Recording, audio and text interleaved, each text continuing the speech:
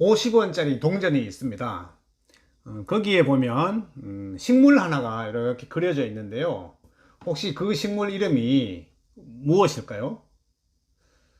네, 바로 통일벼입니다. 오늘은 그 통일벼에 대한 얘기를 여러분들과 나누고자 합니다.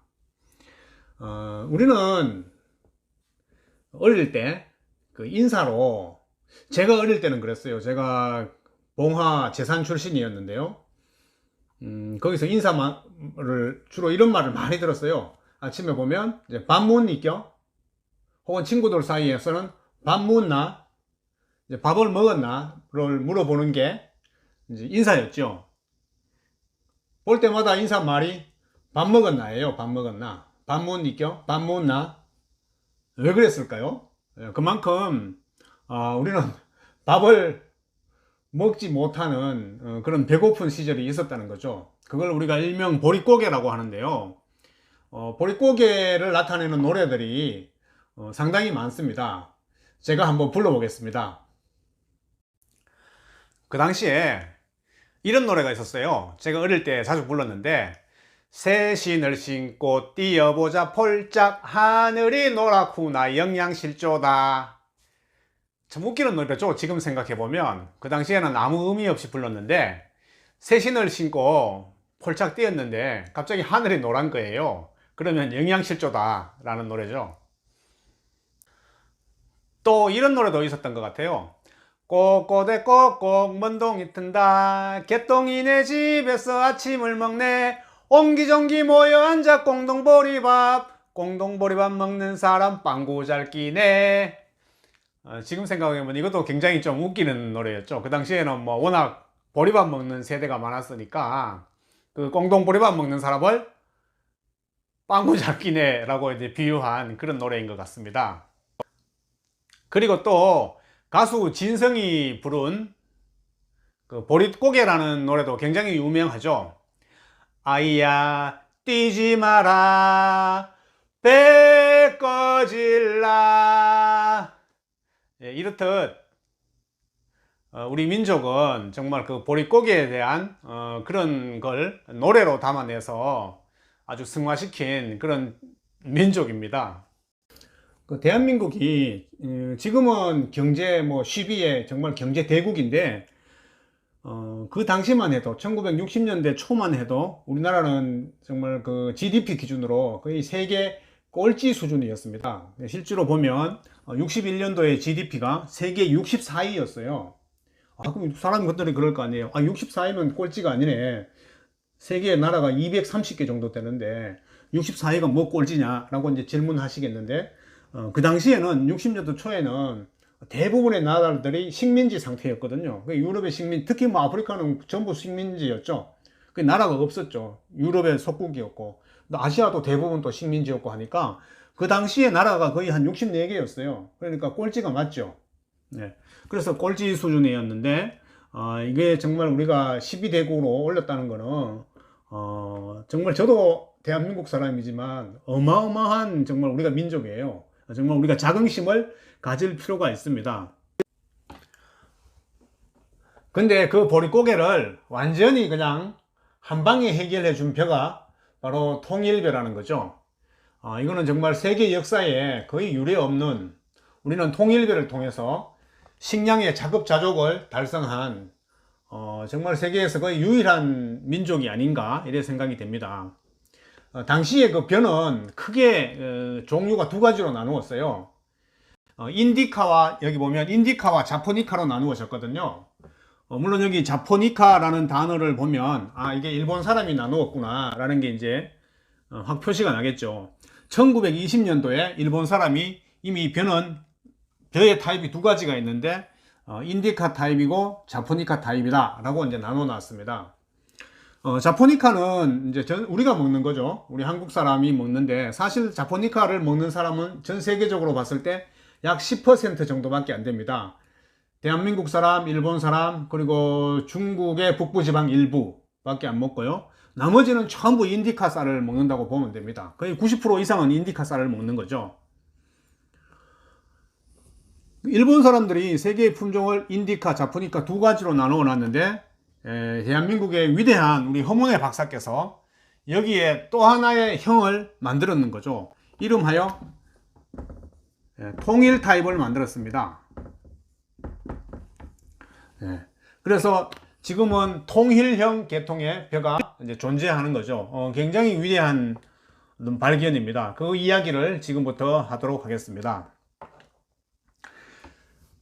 당시에도 우리가 식량 생산이 굉장히 국가의 중요한 과제였고, 우리 그분께서도 대통령께서도 굉장히 식량 생산에 대한 어떤 노력을 많이 하셨죠. 그래서 뭐 그 당시에 그 중앙정보부를 통해서 인도에 가서 벼를 하나, 이제 벼종자, 수량이 많이 나는 벼종자를 훔쳐와서 대한민국에서 보급하려고 하다가 이제 실패한 사례도 하나 있었죠. 그게 이제 그 유명한 희농이라는 벼인데요. 그 벼는 실험실에서 증식해서 할 때는 수량이 약 한 30% 정도 이렇게 증수되었는데, 실제 농가에 나갔을 때 그게 반응이 잘 안 되어서 조금 실패한 케이스였고, 그 실패를 틈타서 나온 게 바로 이제 통일벼입니다. 통일벼라는 것은 1971년도에 이제 나오기 시작했죠. 5월 29일 날 정식 명칭이 통일벼로 나왔는데요. 사실 이게 통일벼의 명칭은 그 전에 통일벼가 아니었고 명칭이 따로 있습니다. 바로 통일벼는 언제 개발했냐면 1966년도에 허문회 박사께서 IR667이라는 이름으로 나오게 되었죠. 여기서 말하는 IR이라는 것은 바로 1위라는 걸 얘기하는데요.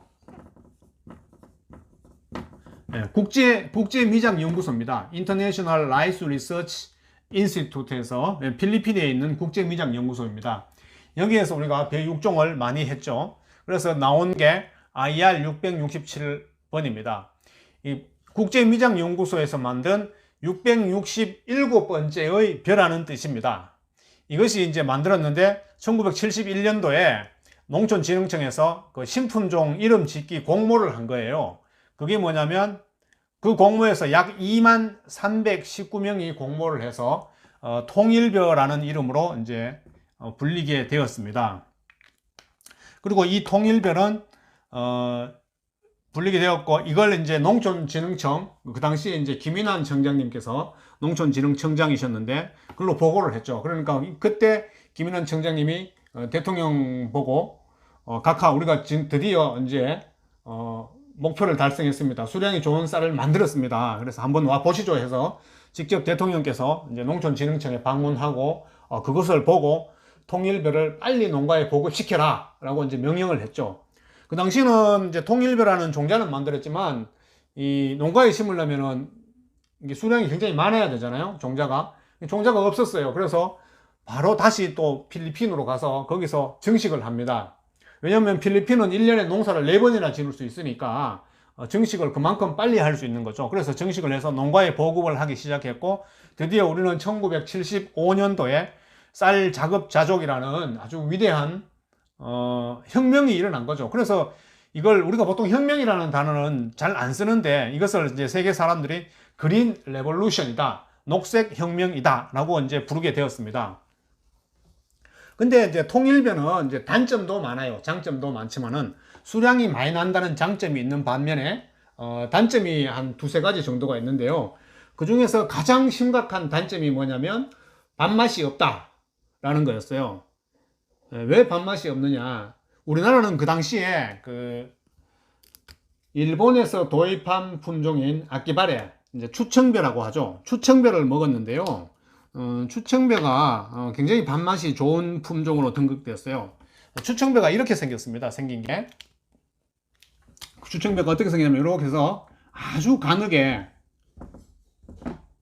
아주 하늘하늘한 어떤 모양을 나타내죠. 이게 막 정말 하늘하늘 바람 불면 살살살살 넘어지는 듯한, 줄기도 굉장히 가늘고요. 잎도 굉장히 가늡니다. 굉장히 가늘게 생겨서 정말 바람이 불면 하늘하늘하는 그런 스타일의 벼예요. 그리고 키도 굉장히 커요. 키도 굉장히 커서 추청벼의 또 좋은 점은 이게 재배하고 난 뒤에 이것을 뭐 볏짚으로 이용한다거나 새끼를 꼰다거나 지붕을 엮을 때 굉장히 유용한 재료로 쓰였죠. 거기에 비해서 통일벼는 어떻게 생겼냐면 통일벼는 이렇게 생겼습니다. 굉장히 좀 툭박지게 생겼죠. 이렇게 생겼고, 제가 키를 너무 크게 그렸네요. 통일벼는 이게 키가 작습니다. 키가 작고 그 대신 이 줄기가 굉장히 크죠. 줄기가 굉장히 굵고 잎도 막 굉장히 굵어요. 이렇게 잎도 굉장히 큽니다. 이렇게. 보통 우리가 벼베기 할 때, 제가 세네갈에서 벼베기 할 때, 벼는 3포기, 4포기를 이렇게 잡고 이렇게 베는 것이다 라고 이제 많은 분들이 댓글 달아주셨는데, 그때 말하는 벼가 바로 이 벼죠. 이 벼는 3포기, 4포기를 잡을 수 있습니다. 근데 통일벼는 이 줄기가 워낙 크기 때문에 이게 3포기, 4포기 잡기가 굉장히 힘들어요. 한 포기 잡으면 거의 딱 맞아요.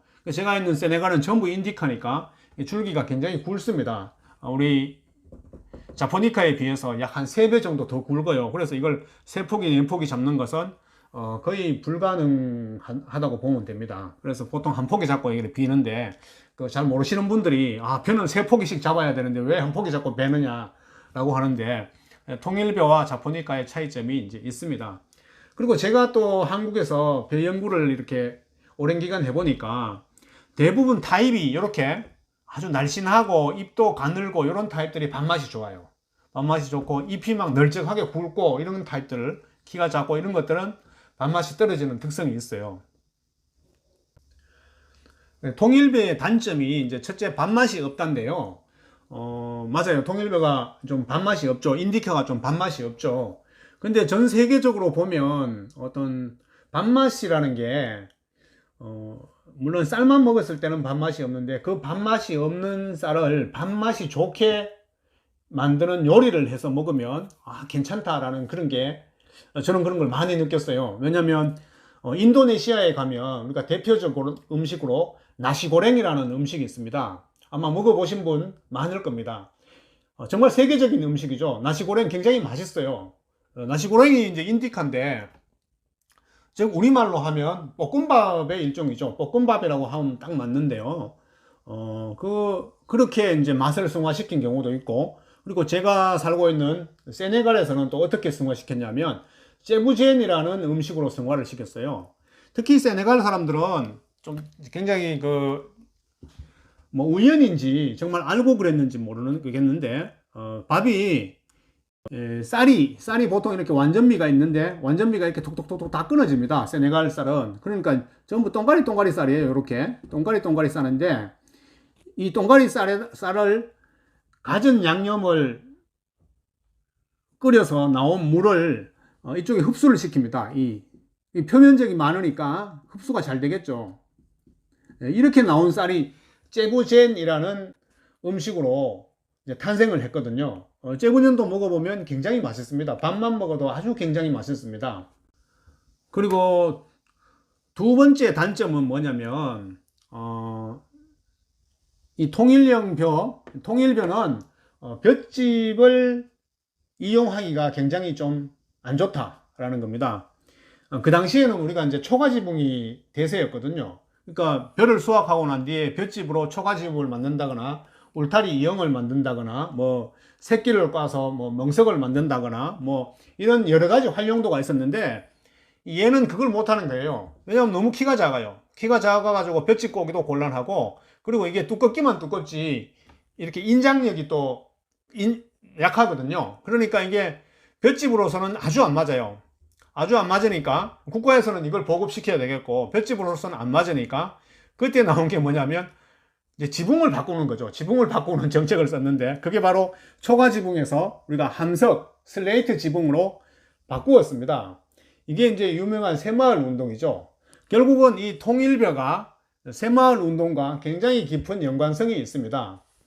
일부 제가 이제 새마을 강사님으로 여러 교수님들을 모셔가지고 새마을 강의를 한번 해달라고 요청을 많이 하는데, 그런 분들이 이제 새마을 강의할 때 들어보면 아무도 통일벼에 대한 얘기를 안 해요. 이 통일벼야말로 정말 제가 보기에는 우리나라를 발전시킨 굉장히 중요한 역사적인 사건이었는데, 이거는 아무도 얘기 안 해주면서 새마을의 뭐 지분 개량 이거는 얘기하거든요. 이것이 나오게 된 바로 원동력이 바로 여기서 나왔다라는 걸 이제 저는 강조하고 싶습니다. 근데 한번 보세요. 1966년에 IR667이라는 별을 만들었는데 실제로 농가에 보급된 거는 7년 뒤인 1972년이거든요. 그게 왜 이렇게 이제 보급이 이렇게 안 되었느냐? 그 많은 그 노력을 했음에도 불구하고 그 첫째가 뭐 물론 밥맛이 없어 갖고 농민들이 꺼렸다라는 게 있어요. 그래서 정부에서는 통일벼를 심기 위한 장려 정책으로 우리 추곡 수매 때 통일벼의 수매가를 높여주었죠. 높여주니까 농민들은 이제 돈을 버는 게 중요하니까 정부에 수매하기 위해서는 이제 통일벼를 많이 심었습니다. 그래서 그걸 가지고 우리가 이제 정붐이라 그러죠. 정붐이. 지금은 뭐 이런 단어가 완전히 사라졌지만 그 당시에는 진짜 정붐이라는 단어를 우리가 굉장히 많이 썼습니다. 그러면서 통일벼가 점차 보급되었고요. 실제로 1975년도에는 거의 약 한 50%, 농가의 거의 50% 가까이가 이제 통일벼를 재배하게 되었습니다. 그 원인이 뭐냐면 통일벼의 단점 중에 한 개가 추위에 약합니다. 우리나라는 4월 달에 그 모짜리 할 때 4월에 꼭 추위가 와요. 그걸 가지고 우리가 꽃샘 추위다 라고 하는데 심지어는 마이너스까지로 또 내려갑니다. 그때 되면 이 통일벼 인디카들은 추위에 약하니까 잎이 전부 빨간색으로 해서 이제 고사합니다. 말라 죽죠. 추위에 약해서. 그걸 가지고 우리가 이제 적고 현상이라고 하거든요. 적고. 이 빨간색으로 말라 죽는다 그래서 적고라는 단어를 쓰는데요. 통일벼에서 나타나는 어떤 현상입니다. 추위에 약하니까. 그래서 그러면 추위를 막아주는 재배법이 필요했는데요.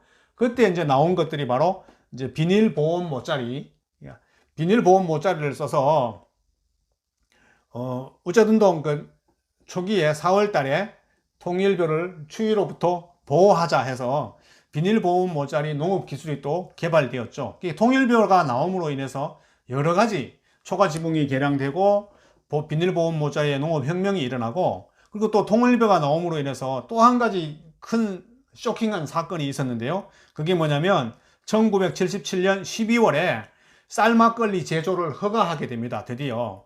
사실은 이전에는 약 한 14년 동안 막걸리를 못 만들도록, 술을 못 만들도록 아주 법으로 만들었죠.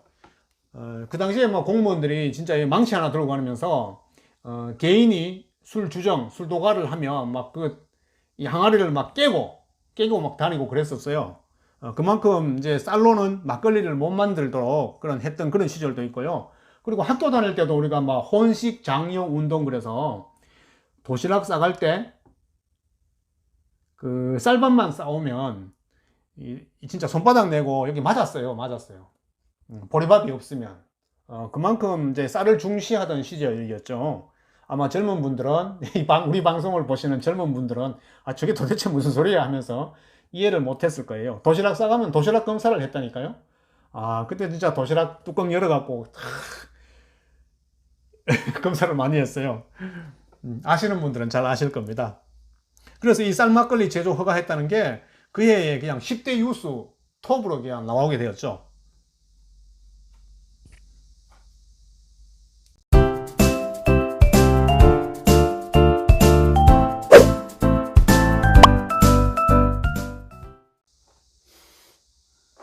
네, 지금까지 우리가 통일벼를 어떻게 만들었고 그 통일벼가 나옴으로 인해서 우리나라에 어떤 변화가 일어났고 통일벼가 새마을과 어떤 연관이 있고 등에 대해서 말씀을 드렸습니다. 오늘은 그 통일벼에 대한 어떤 긍정적인 얘기를 제가 주로 했는데요. 그러면 통일벼가 왜 갑자기 사라지게 되었느냐? 통일벼가 사라지게 된 결정적인 사건이 하나 있습니다. 그게 바로 노풍 내경 사건인데요. 아마 우리 시청자분들은 대부분 모르실 것입니다. 굉장히 중요한, 우리 역사에 있어서 굉장히 중요한 사건이 하나 발생합니다. 어떻게 보면 굉장히 슬픈 역사죠. 저는 그렇게 생각해요.